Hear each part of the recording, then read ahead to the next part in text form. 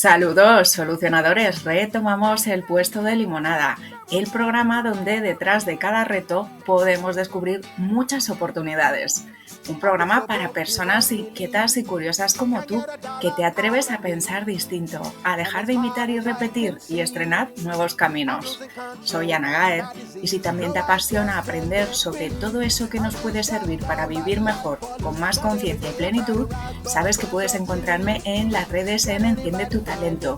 Y si quieres conocer recursos para sentirte mejor contigo, para empoderarte y seguir creciendo, puedes conectar con nuestra psicóloga y escritora favorita, Alicia Baigorri, en Baigorri Alicia.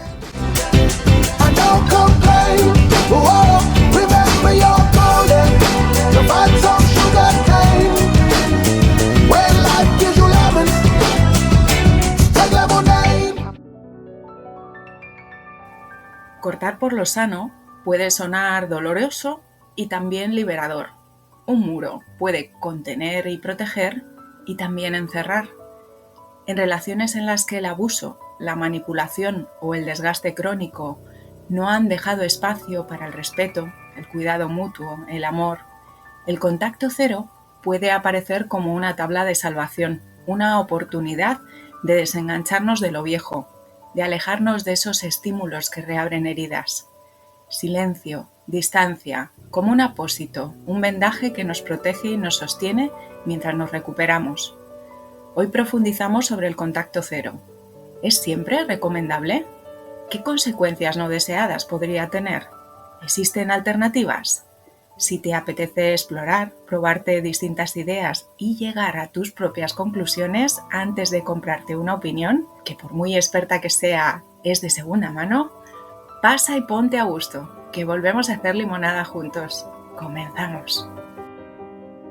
Esto es una historia que ocurrió en el purgatorio, que es ese espacio que hay entre el cielo y el infierno.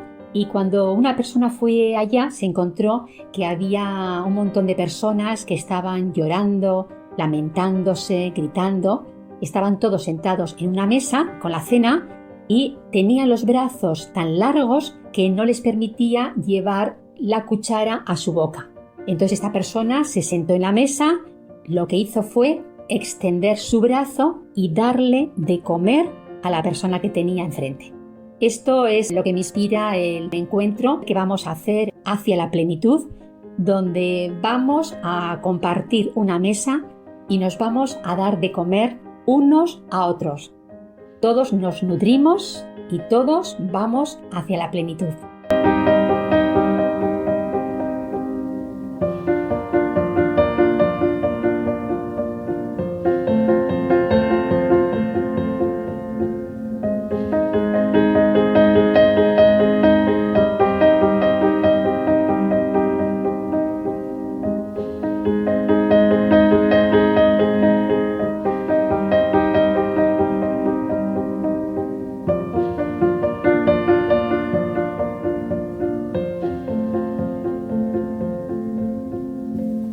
Esperamos que tengas muchísimas ganas de volver a compartir este momento de refrescarnos, de recargarnos de inspiración, de quitar el piloto automático y darnos espacio para encontrarnos. Y nos acompaña alguien que sí que tiene muchas ganas de compartir una mirada siempre fresca, vitaminada, creativa, amable, pero no por eso menos penetrante. Bienvenida, Alicia Baigorri. Gracias, Ana. Alicia, ¿cómo venimos después de este descanso, después del verano, de las vacaciones? ¿Qué tenemos hoy entre manos? ¿Qué vamos a exprimir? Pues vamos a exprimir un tema que yo creo que puede resultar algo, por una parte, desconocido, por otra parte, quizás no se entienda bien del todo. Entonces, por irle quitando esas capas, ir profundizando un poquito en este tema de qué es el contacto cero, ¿no? Bueno, contacto cero en sí mismo es no tener contacto. En palabras absolutistas. No es, no, bueno, voy a reducir el contacto. No, contacto cero es cero, no hay contacto. Aquí sí que me gustaría tratar cuándo se prescribe y cómo se justifica esto. Y aquí me gustaría diferenciar dos aspectos. Por una parte, el tema de la violencia intrafamiliar, que es aquella violencia ejercida dentro del núcleo familiar, bien por padres, bien por hijos, padres contra padres, padres contra hijos, hijos contra padres. Puede haber muchas modalidades. Y esta violencia intrafamiliar hay muchos grados, hay mucha variabilidad. Puede haber una variabilidad, pues un 5%, una palabra fuerte, una mala forma, y puede ir ascendiendo hasta niveles superiores o importantes. Eso sería la violencia intrafamiliar. Ese es uno de los dos vectores o dos condiciones que prescriben el contacto cero. Ese sería uno. Y el otro vector es esas personas que son psicópatas integrados. Psicópatas integrados están estudiados y hay personas que han hablado mucho sobre ello. En concreto, hay un psiquiatra que es Hugo Marietán, es un psiquiatra argentino y habla de los casos que él ha tratado de personas con psicopatía integrada. Aquellas personas que son funcionales, es decir, que desarrollan su trabajo, tienen una vida familiar, tienen una vida social y son personas con cero empatía, no se ponen en el papel del otro, no tienen el sufrimiento del otro, por lo contrario, generan sufrimiento con cero emoción por su parte y crean unas relaciones muy tóxicas en el núcleo familiar.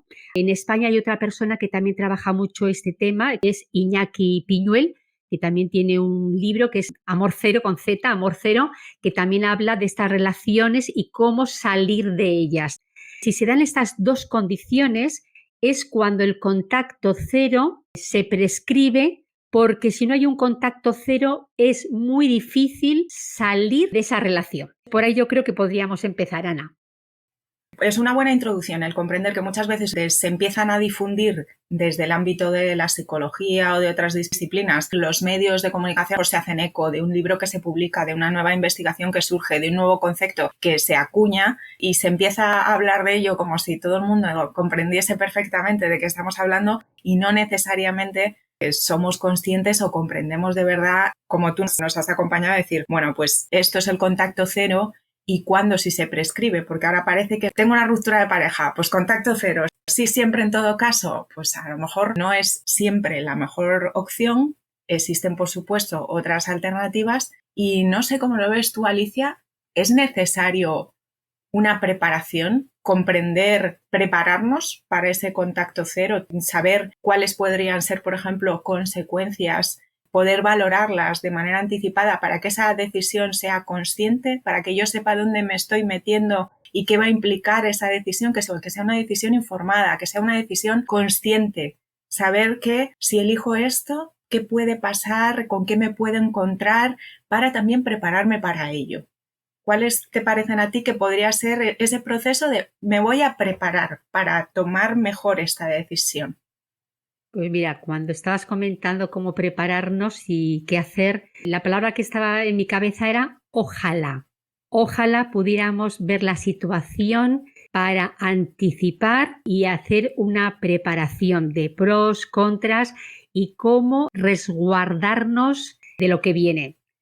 Sin embargo, lo que tiene ese tipo de relaciones es que no se detectan por las personas implicadas. Desde fuera quizás se pueda ver que tampoco, porque hay un disimulo, de puertas adentro hay una interacción y de puertas afuera hay otra. Es poner la cara de fiesta cuando sales de casa con otras personas. Entonces, no es nada fácil. Lo dicen todos los autores y es así. Es muy complicado que las personas que están dentro de estas relaciones detecten la gravedad y las características de la situación. Esto suele ocurrir a toro pasado. Cuando ya ha ocurrido algo gordo es cuando se empieza a tomar conciencia de pero ¿cómo yo me veo en esta situación? ¿Pero qué ha pasado para encontrarme así? Pero es cuando se ha caído toda la torre de naipes. Mientras la torre va subiendo, todo es happy, bueno, más o menos, y aunque hay indicios, los que están dentro no los perciben. Si los percibiesen, la torre no crecería o no se elevaría tan alto. ¿A qué llamo indicios? Pues indicios son, estás en una reunión con unos amigos y esa persona, en lugar de hablar bien de ti, habla mal delante de todos, te deja como en mal lugar. Pero tú lo justificas diciendo, pues será que Estás en casa, hay unas vacaciones que quieres organizar y de repente ya están organizadas y no han contado contigo. La educación con los hijos. Hay pequeñas situaciones que se van dando a lo largo del tiempo, pero que le restas importancia y no te estás dando cuenta de que ya no tienes tanto contacto con tus amigos. La familia, siempre esa persona te habla mal y por tanto estás reduciendo los contactos. Llega un momento que cuando ya se cae la torre de naipes, te das cuenta de lo sola que estás y los moratones emocionales que te van quedando. Entonces, cuando todo cae es cuando te das cuenta. Y en ese, como dices, bueno, independientemente de que nos pudiera tocar o no, ¿cómo hacer esa coraza? ¿Qué hacer para protegernos de estas relaciones? Y yo creo que lo más importante es saber que existen. Lo primero, si no sabes o si no conoces que hay personas así, con estas características, que hacen relaciones súper bonitas porque son muy atractivos socialmente. No descubres el juego, pero entiendes un poco cuándo aprender a decir no. Esos pequeños indicios, en lugar de anotarlos en arena, los anotas en tu cuaderno emocional y dices, esto lo voy a pensar despacio. El conocer, que es lo que estamos haciendo ahora en este programa, el conocer que estas situaciones se pueden dar es el primer paso para esas cositas que nos van ocurriendo, anotarlas, reflexionarlas, preguntarnos, ¿cruzo la línea? ¿No cruzo la línea? Y entonces, a partir de ahí, yo creo que es el primer punto. El desconocimiento es lo que fomenta y lo que instiga a continuar. Y esto es parte de mi vivencia personal, de cómo yo me he encontrado con esto. Las relaciones es como los átomos en las moléculas. Un átomo se encuentra con otro y en función del elemento que tú seas, la combinación se va a gestar ahí algo. El producto va a ser uno o va a ser otro. Entonces, aparte de saber que esa posibilidad está ahí, que te puedes encontrar con ese perfil, con esa persona que está buscando ese tipo de interacción muy concreto, pues todo depende de dónde me coloco yo. Si yo estoy ocupando mi espacio personal, si me encuentro bien conmigo, estoy centrada, estoy fuerte, siento confianza, me siento con recursos, tengo un concepto equilibrado, sano de quién soy, de mis posibilidades, me voy a encontrar con personas que me van a reflejar esa idea que yo tengo de mí. Y si me encuentro con otro tipo y con otro perfil, ¿no? Y alguien está buscando otro tipo de interacción, pues no se va a dar, no se va a producir esa combinación, esa química. Porque como tú dices, ver ciertas cosas que digo, no, esto no es lo que yo busco, no es lo que yo quiero en mis relaciones, no me interesa. Tú ya ves esas banderas, esas líneas rojas, esas alertas y dices, no, por aquí no, gracias. Estás vacunado de alguna manera. No es algo que sea fácil que entre en tu mundo. Podemos poner muchas metáforas, nos podemos imaginar que estamos repartiendo personajes en una obra de teatro y que hay ciertos papeles, pues si está el héroe, está el villano, está el amigo, pues nos estamos repartiendo esos papeles. Y si tú no te quieres colocar en el papel de víctima, si no es el papel que yo quiero interpretar, los abusadores no se van a buscar a una persona como tú. Recuerdo una clase de defensa personal en la que estaba aprendiendo un arte marcial. Asistí a esa sesión con una amiga. Y él me hablaba del lenguaje corporal y me explicaba, mira, si una persona tiene una intención de agredir, no va a buscar a alguien que sabe que le va a poner difícil el tema, que le va a plantar cara. Va a buscar a alguien que perciba como vulnerable, que perciba como débil. Entonces me mostraba la corporalidad de mi amiga y decía, claramente no la elegiría ella. Te das cuenta de cómo ella está colocada, ¿no? De cómo habla su cuerpo, de cómo habla su mirada, de cómo habla esa posición que está ocupando en el espacio. Es un tema de cómo nuestro cuerpo, cómo nuestra mirada, cómo nuestro lenguaje, cómo nuestra energía está transmitiendo nuestra vivencia interna. La mejor manera de yo no encontrarme con abusadores es no sentirme una víctima. Esa es mi experiencia. Si yo no me creo que puedo ser una víctima, que soy débil, que no valgo, que no soy suficiente, que necesito a alguien de fuera que me guíe, que me rescate, que me diga, porque yo no me siento que yo valgo, entonces no me voy a cruzar con ese psicópata integrado, con esa persona que tiene ese perfil narcisista, con ese abusador. Me van a esquivar. No soy su objetivo. Sin embargo, si tú estás enseñando otra cosa, si tú te estás poniendo ahí como ese átomo que puede crear molécula con ellos, entonces es cuando estás vulnerable a que una relación así aparezca y, como tú dices, Alicia, no te das cuenta hasta que estás ya hasta las cejas.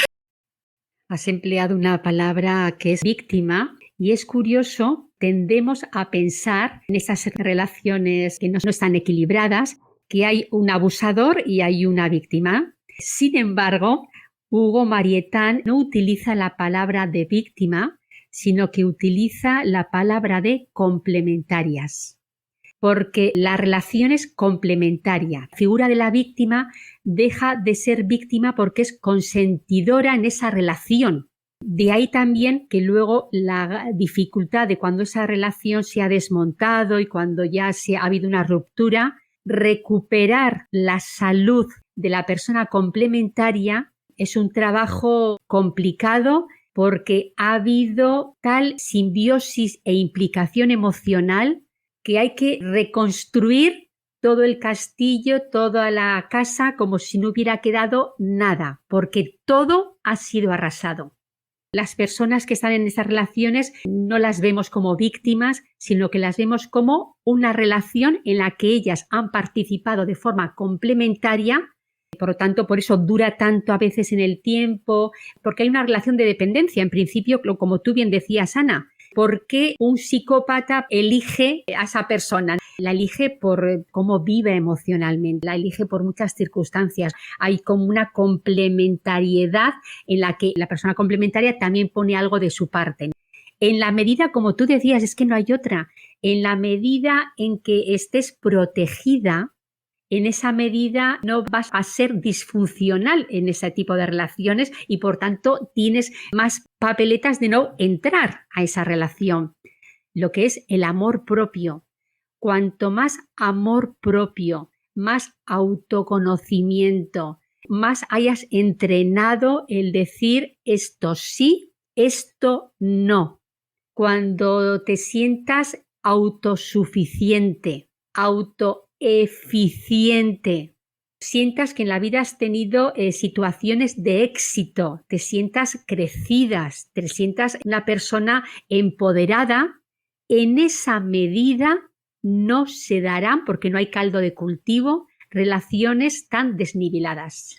Sí, a mí me estaba viniendo porque creo que cuando estamos hablando de relaciones adultas, y en este caso que a lo mejor estamos planteando quizá relaciones de pareja, todo esto me parece mucho más sencillo de abordar, aunque sea un camino de recuperación, de, como tú decías, me estoy reconstruyendo a mí misma, me estoy reinventando sobre esas cenizas de ese pasado, tengo que soltar todo, tengo que elaborar un duelo de aquello y salir de ahí, ver quién soy realmente después de esta experiencia. Pero me viene, ¿qué ocurre cuando estas situaciones se dan en el seno de la familia? ¿Y qué ocurre cuando ocurren con niños? Cuando es entre adultos y niños. Cuando el que está en ese comportamiento, me da igual si es de abuso físico, del tipo que sea, o es abuso emocional, es alguien de mi familia, es alguien muy cercano. Y aparte tú no eres un adulto que tiene todos sus recursos para de adulto a adulto poner límites asertivamente y para evitar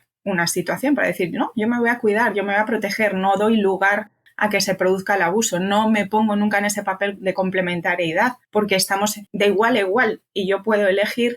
Sin embargo, en el caso de los niños no tenemos esa madurez y cuando quien está cayendo en un comportamiento que no es respetuoso, que no es amoroso, es alguien que supuestamente tiene el rol de cuidarme, de protegerme y sin embargo, por la razón que sea, esa persona a su vez está en su situación de enfermedad, de trastorno, de lo que le ocurra, es esa persona quien agrede, cómo el resto del entorno familiar de alguna manera puede tener esa capacidad de estar atento a las señales, de escuchar, de no, muchas veces es también tan difícil que queremos barrer debajo de la alfombra, son cosas tan duras que no las queremos mirar. Ves, pero no quieres ver. Luego a posteriori dices, no, si yo ya lo estaba viendo, las señales estaban ahí. Y esto es algo que lo puedes asumir y hacer consciente a posteriori, pero en el momento estás jugando a ponerte la venda y no quieres mirar ciertas cosas que son muy dolorosas. Pues ir ahí a no solo el cómo podemos percibir que se está produciendo la situación de manera muy temprana para pasar a la acción cuanto antes, sino después oye, si ya me pasó y en su momento no tenía la capacidad de protegerme, bueno, ¿cómo hago después ya como adulto para sanar esto, para continuar con mi vida, para que esto no me siga lastrando, sino que se convierta en una experiencia que es parte también de mi potencial y de quien yo soy, de mi fortaleza y de luego cómo tú te puedes poner a disposición del resto de personas? Este tema ya que has tocado es todavía muchísimo más complicado porque en relaciones de este tipo, cuando se dan estos dos vectores que hemos hablado, de la violencia intrafamiliar y una persona psicópata integrada, en este escenario, ya cuando hay niños, suele aparecer otro elemento que es la alienación parental. Consiste en que uno de los de la pareja siempre tiende a ser el psicópata integrado, pone al hijo o hijos en contra de la otra persona. ¿Por qué y para qué? Para hacer daño. En este juego de hacer daño, si una vez ya que los naipes, la torre de naipes se va cayendo, el juego consiste en hacer cuanto más daño, mejor, para proteger la autoimagen que se tuviera y porque el psicópata integrado no quiere salir de esa relación porque tiene muchos beneficios dentro de lo que ha creado y está muy cómodo. Entonces, el daño, porque aquí ya es daño, que se produce en los hijos, pues de esta manera es inevitable que haya. ¿Qué se puede hacer? Aquí ya hay que hacer una intervención seria, tanto con los hijos como con la persona complementaria, para salir airoso de esta hecatombe. Y aquí ya sería una intervención en terapia familiar, porque esto no se cura dejándolo al aire. Vamos a sacarlo un poquito al aire, que le dé un poquito el aire y se solventará solo. El tiempo todo lo cura. No, aquí el tiempo no cura nada. Lo que cura es poner los conflictos encima de la mesa con un profesional, con un terapeuta, con un psicólogo e ir trabajando y sanando esa relación que hubo de esa manera, como tú te vistes como niño, como niña, envuelto en esas circunstancias cuando tú no tenías poder de ejecución, pero te cayó. La sintomatología es grave. Has creado creencias, has creado una forma de relacionarte que no es saludable y que si no la trabajas tienes tendencia a repetirla en tus futuras relaciones y en tus futuras elecciones. Entonces hay que trabajar mucho dónde te ha hecho daño y vamos a ir sanando esas partes que han quedado pues maltratadas y dañadas. El primer mensaje que me apetece compartir es: esto es algo con un impacto lo suficientemente intenso y grande como para este camino es para hacerlo con apoyo y con acompañamiento, pero eso no quiere decir que no se pueda salir de ello y que no sea posible sanar y que no sea posible vivir una vida absolutamente plena, porque nunca somos nuestro pasado y las experiencias que hemos vivido. Simplemente necesitamos darnos ese espacio a soltar eso que no nos sirvió, a soltar eso que no nos va a servir para la vida que queremos crear, pero siempre esa posibilidad está abierta. Hay algo que me parece también importante abordar. Si yo conozco a una persona con la que inicio una relación de pareja y después se rompe, la relación está y deja de estar. Pero si no hemos formado una familia, quizá es relativamente fácil, aunque sea parte de mi experiencia, yo dejo de tener la relación y dejo de tener el vínculo con esa persona. Pero en el momento que yo no puedo evitar ser la hija de quien soy ni la hermana de quien soy, y si he tenido hijos con una persona, pues no puedo evitar que sea esa persona la madre o el padre de mis hijos. Es decir, yo puedo tener un contacto cero y yo puedo no tener relación con una persona, pero hay un vínculo. Si resulta que hay una persona que su padre abusó de ella en su infancia, esa persona puede haber elegido en un momento temporal ese contacto cero para darse ese espacio de su proceso de sanación, de recuperación, y luego podría mantener o no un contacto mínimo, o establecer un contacto progresivo o lo que eligiese esa persona. Esa es la parte de la relación. La parte del vínculo siempre está. Tú siempre eres la hija de quien eres y siempre eres, si tenemos hijos juntos, eres el padre de mis hijos.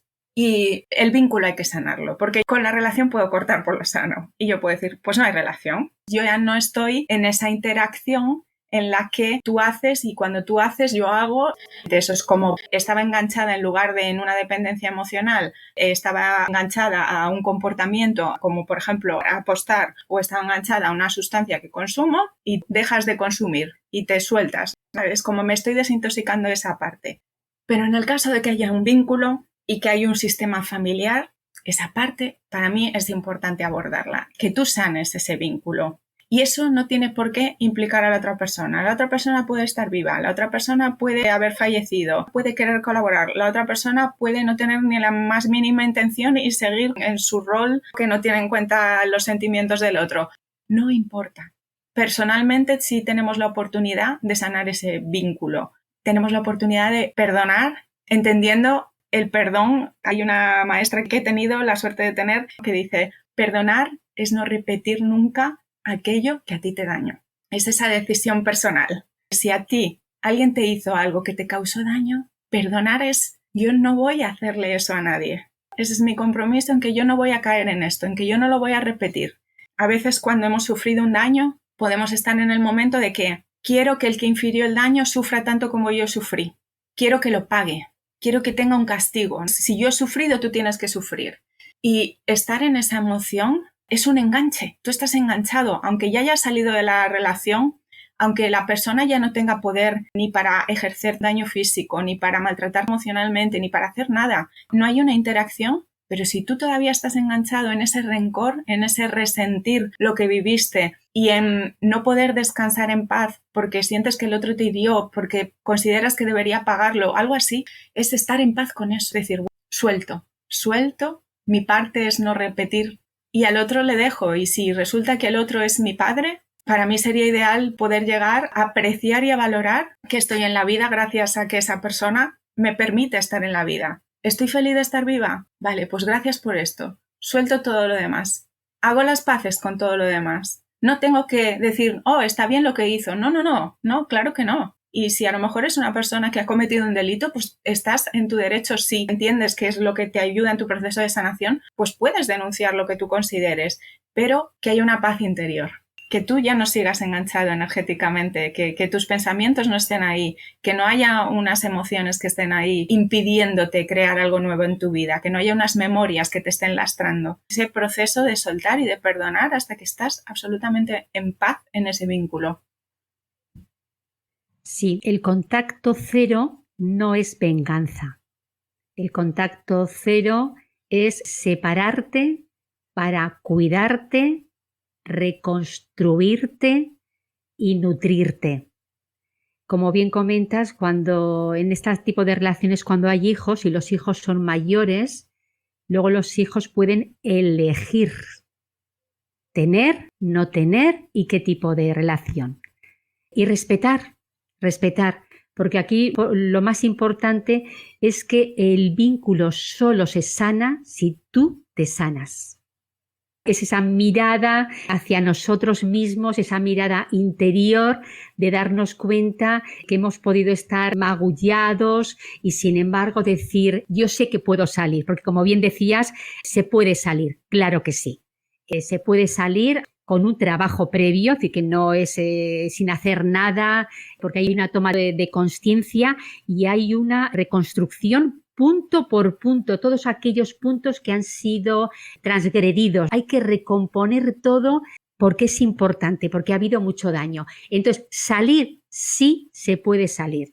Eso es lo bonito, es la voz de esperanza. Esto ha sido muy gordo, ha sido una situación complicada. Sin embargo, si nos ponemos en este camino de reconstruir, vas a estar con la plenitud que tú quieras. Bueno, y un poco hilando, si quieres, Ana, mira, ha salido la palabra plenitud. Nosotras ahora en este momento estamos apostando, que es una apuesta importante, por un proyecto que se llama Hacia la Plenitud, que es ese tomar conciencia del momento en el que estamos, cómo estamos, qué nos está frenando para conseguir lo que queremos, para tener la vida que nos merecemos. Y este proyecto lo queremos hacer en un encuentro, un retiro, en un sitio con encanto, que sea muy bonito, donde encontrarnos todas estas personas para hablar desde dentro, ponerlo encima de la mesa y ver cómo podemos en grupo apoyarnos para encontrar ese camino que estamos haciendo. Así que estáis todas invitados a este programa que se va a hacer en noviembre. Se llama Hacia la Plenitud.